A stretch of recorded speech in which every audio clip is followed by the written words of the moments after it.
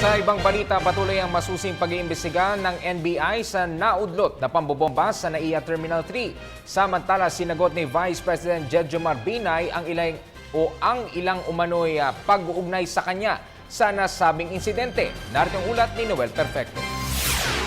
Patuloy pa rin ang pinatutupad ng follow-up operations ng Anti-Organized Transnational Crimes Division probers ng NBI upang matukoy kung sino-sino ang mga personalities na nasa likuran ng bomb try sa NAIA Terminal 3 parking area sa Parañaque City.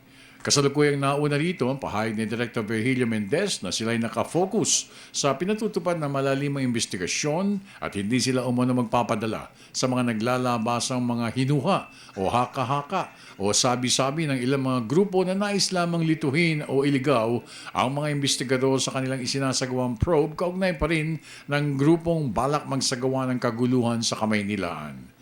Samantalang isang mambabatas naman na naghayag na PR spinners o tagapagsalita ng isang mataas na opisyal ang nasa likuran ng mga naglalabasang panggulong senaryo para mailihis ang atensyon ng sambayanan sa usaping world-class na parking building sa Makati.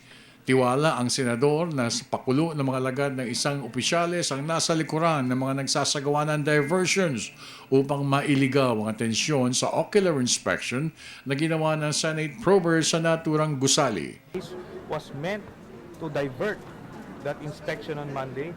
Noong una, I held my peace kasi tinitingnan natin yung other angles like terrorism. Pero nung na-establish nila, there's no terrorism, then suddenly this character started pointing at people who are pursuing this investigation.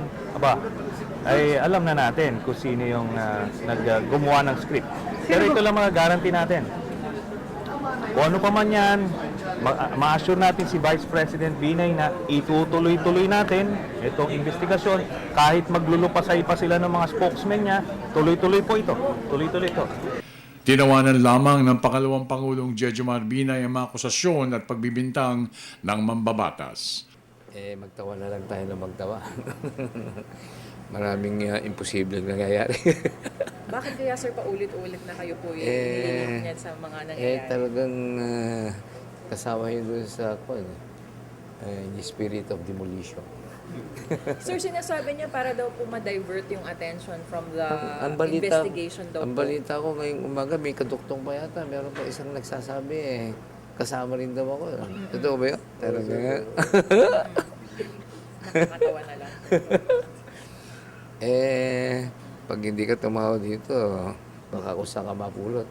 Ayon kay Binay, gawin na nila ang gusto nilang ipalabas o ihayag. Pero as far as he is concerned, malinis ang konsyensya niya sa mata ng Diyos at sa mata ng sambayanan. You continue your enjoyment. Enjoy sila. Cloud 9. Para sa Telebisyon ng Bayan, ako naman si Noel Perfecto.